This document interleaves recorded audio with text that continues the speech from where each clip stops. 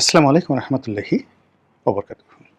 সম্মানিত দর্শক, ইন্টারনেটে একটি খবর বেশ ভাইরাল আকারে ঘুরে বেড়াচ্ছে। এই খবর কি কোনো বট বাহিনী প্রচার করছে, নাকি ডক্টর মোহাম্মদ ইউনূসের লোক, নাকি কোনো সংগঠন, নাকি এমনি এমনি এই খবর প্রচারিত হচ্ছে, অথবা এই খবরে কোনো বেসিক এবং ফান্ডামেন্টাল সত্যতা রয়েছে? আমি বলতে পারবো না। খবরটা হলো এই যে এইবার ডক্টর মোহাম্মদ ইউনূস তিনি জাতিসংঘের মহাসচিব হচ্ছেন। তো আলোচনা হচ্ছে, ইউনূসের যারা ভক্ত তারা তো মহা খুশি যে স্যার এটা হতেই পারেন। জাতিসংঘের যিনি বর্তমান মহাসচিব আছেন জনাব অ্যান্থনি গুতেরেস, তিনি শিক্ষাগত যোগ্যতায়, বয়সে ডক্টর মোহাম্মদ ইউনূসের কাছে শিশু।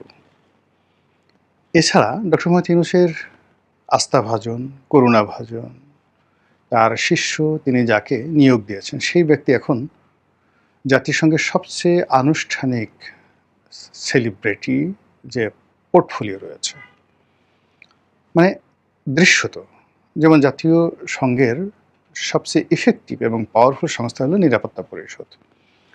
সেটির ৫ জন স্থায়ী সদস্য আছে, আপনারা সবাই জানেন, এবং সেখানে নিরাপত্তা পরিষদের যারা সদস্য, ওই নিরাপত্তা পরিষদের যিনি চেয়ারম্যান থাকেন, কার্যকরী কমিটির যারা সদস্য থাকেন, তারা অত্যন্ত শক্তিশালী। কিন্তু আমরা যেটা দেখি সেটি হলো জাতিসংঘের সাধারণ পরিষদের বার্ষিক অধিবেশন, জেনারেল অ্যাসেম্বলি, যেখানে সবাই যান।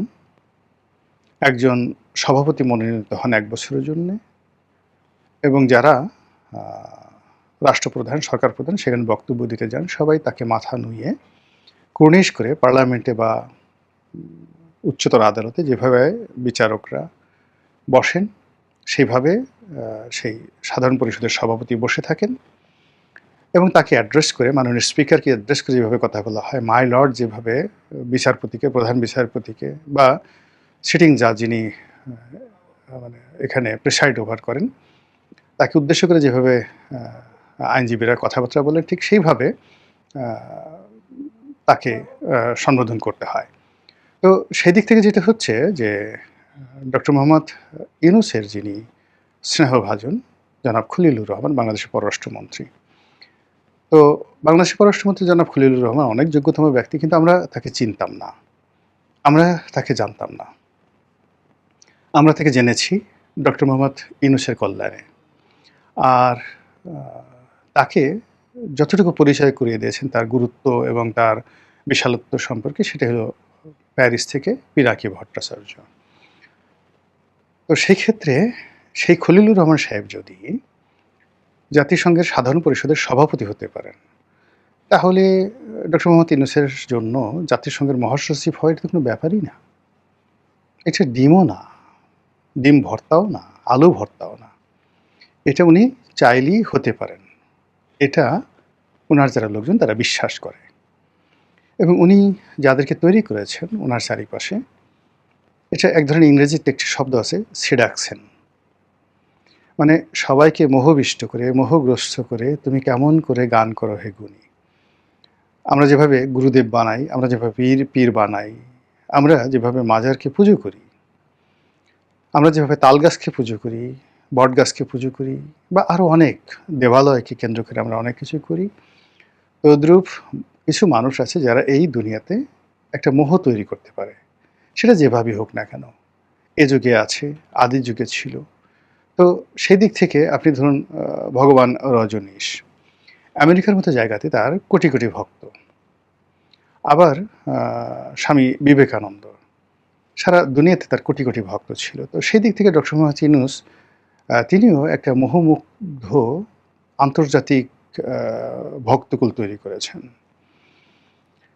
যারা আনকন্ডিশনালি তাকে ভালোবাসে। তিনি যা বলেন তাই তারা শুনতে চায়। তিনি কাঁদলে তারা কাঁদে, তিনি হাসলে তারা হাসে, তিনি নাচতে বললে তারা নাচে, এবং এটা আমি নিজে দেখে আসছি। এটা মানে আমি না দেখলে বিশ্বাস করতে পারতাম না। যেমন ধরুন, আমি বেশ কিছুদিন কাজ করেছি আমেরিকার একটা গ্রাম পৌরসভা আছে, মাউন্ট প্রসপেক্ট, শিকাগো শহর থেকে ২০-২৫ কিলোমিটার দূরে। তো সেখানে আমার যে ল্যান্ড লেডি ছিলেন, আমি যে বাড়িতে থাকতাম, ভদ্রমহিলা একজন ফরেস্টার জেনারেলের কন্যা। অসম্ভব রূপবতী। আপনি একে তো আমেরিকান, তার উপর তার চেহারাটা ঠিক মধুবালার মতো। পেয়ার কিয়া তো ডরে নাকি, এইরকম সুন্দরী একজন মহিলা, ডবল মাস্টার্স করা জর্জ ওয়াশিংটন ইউনিভার্সিটি থেকে। তো সেই মহিলা যখন জানলেন আমি বাংলাদেশে বাড়ি, তিনি প্রথমে বললেন যে, "তুমি ডক্টর মোহাম্মদ ইউনূসের দেশের লোক। তোমাকে কি তিনি চেনেন?" আমি বললাম, "হ্যাঁ, উনি আমাকে চেনেন।" মানে এই কথা বলার সঙ্গে, সঙ্গে ভদ্রমহিলা আমার মানে কি বলবো, আমার মানে ওইখানে মূল্যই বেড়ে গেল। তারপরে বলল যে, "আমার খুব জীবনের একটা শখ তার সঙ্গে একটু দেখা করানো, তার সাথে একটু কথা বলা।" আমি বললাম যে, "ঠিক আছে, তুমি এক কাজ করো, বাংলাদেশে আসো। আমি যখন বাংলাদেশে যাবো আমি তোমার সঙ্গে তার মিটিং করে দেবো।" এবং মানে এমন একটা ব্যাপার যে বিশ্বাস করেন সে মনে হলো যেন আকাশের চাঁদ হাতে পেয়েছে। এই হলো আন্তর্জাতিক অঙ্গনে আমরা এখানে তাকে যতই গালাগালি করি না কেন, আন্তর্জাতিক অঙ্গনে তার এইরকম ভক্তকুল রয়েছে। বাংলাদেশে আপনি চিন্তা করেন তার যারা ভক্তকুল রয়েছে। নরমালি এই ধরনের মানুষ তাদের কাছে অনেকে যেতে চায় না। কিন্তু আপনি দেখুন তার যারা লোকজন আছেন, সেই নূরজাহান বেগম ধরেন, তারপরে লামিয়া মোর্শেদ ধরেন, তার এই যে ২য় স্ত্রী বলেন, তার ১ম স্ত্রী বলেন, তার ১ম স্ত্রীর ঘরের কন্যা, ২য় স্ত্রীর ঘরের কন্যা, তাদের মধ্যে যে সম্পর্ক সব মিলিয়ে আপনি চিন্তা করেন he is a magical man. এতগুলো একসাথে সামঞ্জস্য করা সম্ভব নয়। তো সেই মানুষটি আমাদেরকে ১৮ মাস আমাদের দেশটা চালিয়েছেন। বলতে গেলে তিনি কিছুই করেন নাই, কিন্তু আমরা অবাক বিস্ময়ে তাকে সবাই স্যার ডেকেছি। বিএনপির বাঘা, বাঘা নেতারা রাগ হয়ে মনে করছে আজকে নিজের চুল নিজে ছিঁড়ে ফেলব। তো যারা যখন এখন ফাইনালি চিন্তা করলো যে আমাদের চুল আমরা ডক্টর মোহাম্মদ ইউনূসের সাথে কিছুই করতে পারবো না, আমাদের চুল আমরা আজকে ছিঁড়ে ফেলব। যেই না রাগ হয়ে যমুনাতে গেল, যমুনার গেট পার হওয়ার সঙ্গে, সঙ্গে তাদের মুখে হাসি চলে আসলো। কোনো কামরূপ কামাক্ষার জাদুকরের পক্ষে এই মোহ তৈরি করা সম্ভব নয়। এটাকে ইংরেজিতে বলা হয় সেডাকশন।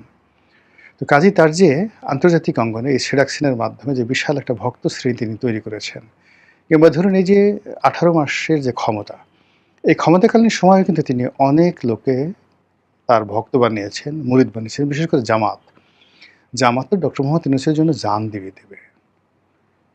প্রতিটা নেতাকর্মী স্যার, স্যার, স্যার, স্যারের জন্য সবকিছু তারা করতে পারে। তাদের আমেরিকাতে সংগঠন আছে, ইউরোপে তাদের সংগঠন আছে। তো সব মিলিয়ে এই মানুষটি যদি অলনে ছাড়েন, হঠাৎ করে আপনি দেখেন মানে জাতিসংঘের মহাসচিব হয়ে গেছে, আশ্চর্য হওয়ার কিছু নেই। এটি বললাম ইতিবাচক দিক। এবং এটা আমি বললাম এই কারণে যে এই মানুষের পক্ষে সবকিছু করা সম্ভব। তার পক্ষে সবকিছু করা সম্ভব যেভাবে শেখ হাসিনার পক্ষে সবকিছু করা সম্ভব ছিল। শেখ হাসিনাকে নিয়ে দুটো উদাহরণ দিলেই আপনি বুঝতে পারবেন যে তিনি যাদেরকে মুগ্ধ করেছিলেন তারা তার সম্পর্কে কী ধারণা পোষণ করতেন। তো নামই বলি মানে যাতে আপনাদের গল্পগুলো মজা লাগে। একবার ডক্টর মুনতাসির মামুন, তার সঙ্গে আমার একটা টেলিভিশন টক শো ছিল এটিএন নিউজে। উনি হাসছেন, একা, একা হাসছেন। তা আমি বললাম, "স্যার কেন হাসছেন?" তো বলল যে, "রনি, একটা জিনিস মনে করে আমি হাসছি। সেদিন সম্ভবত পাকিস্তানের সঙ্গে বাংলাদেশে খেলা হচ্ছিল। ক্রিকেট খেলা। তো সকালবেলা মুনতাসির মামুন সাহেব যখন গেলেন, খেলা তখনও শুরু হয়নি। তো এখন আ শেখ হাসিনা বললেন যে, "আপনি কোন দলে?" তো উনি বলল যে, "আমি তো পাকিস্তানের সাপোর্টার।" মুনতাসির মামুন। তো বলল, "পাকিস্তানের সাপোর্টার, আপনি তো আজকে ফেল করবেন, আজকে বাংলাদেশ জিতবে।" তো মুনতাসির মামুন বললেন যে, "ম্যাডাম বা আপা, এটা কী করে সম্ভব? এটা তো একেবারে হবার নয়।" বলল যে, "এটা সম্ভব।" বলে, "কীভাবে?" বলে, "আমি স্বয়ং গ্যালারিতে থাকবো। আমাকে দেখলে আমার প্লেয়াররা এত খুশি হয়ে যাবে এবং আমি গ্যালারিতে থাকা মানেই বাংলাদেশ দল জয়লাভ করবে।" সালটা আমার মনে নেই। আমরা যখন টক শোতে গেলাম তার আধা ঘন্টা বা ১৫ মিনিট আগে ওই খেলাটার ফলাফল ঘোষিত হলো এবং বাংলাদেশ সেদিন পাকিস্তানকে পরাজিত করে জিতে গেল। ওই দৃশ্য দেখে মুনতাসির মামুন রীতিমতো টাসকি খেয়ে গেলেন যে, হাউ ইট ইজ পসিবল?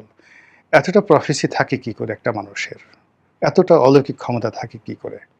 এই গেল একটা। ২ নম্বরে হলো যে আমাদের ধীরেন্দ্রনাথ শম্ভু, বরগুনার এমপি।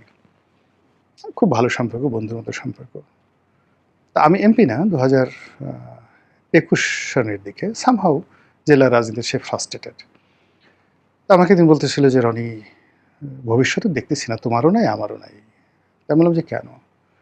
দিন যত যাচ্ছে শেখ হাসিনার ক্ষমতা বাড়ছে, বুদ্ধি বাড়ছে, চেহারা বাড়তেছে, শক্তি বাড়তেছে। কোনো কিছুতে তো ঘাটতি লক্ষ্য করতেছি না। গেল এটা ধীরেন্দ্রনাথ শম্ভুর কথা। এবার আসেন ঢাকা বিশ্ববিদ্যালয়ের ২ জন মানে ভাইস চ্যান্সেলর। একটা অনুষ্ঠানে আমি ছিলাম, তো আমার পাশে এই যে বিখ্যাত ভাইস চ্যান্সেলর যিনি মানে যাকে সমালোচিত হয়েছেন চা, সমোসা, সিঙ্গারা এই নামে। তো তিনি আমার পাশে বসছেন। আর একটু দূরে তিনি বসছেন হলো ডক্টর আরিফিন সিদ্দিকী সাহেব। তো ডক্টর আরিফিন সিদ্দিকী সাহেবের সঙ্গে আমার ব্যক্তিগত সম্পর্ক দীর্ঘদিনের। আ কিন্তু ওই যে বর্তমান যিনি ভাইস চ্যান্সেলর ছিলেন সেই সময়টাতে তার সঙ্গে আমার ব্যক্তিগত পরিচয় ছিল না। কিন্তু আমার ছোট ভাইয়ের ডাইরেক্ট টিচার তিনি। আর তার ছেলে এবং আমার ছেলে ঢাকা কলেজে একসঙ্গে পড়তো। তো তিনি আমার সঙ্গে খুব ভাব জমালেন, কথা বললেন যে, "রনি ভাই, আপনার ভাই আমার ডিপার্টমেন্টের ছাত্র, ইতিহাসের ছাত্র বা ইসলামের ইতিহাসের ছাত্র। আমি আপনার ছেলে, আমার ছেলে একসাথে পড়তাম।"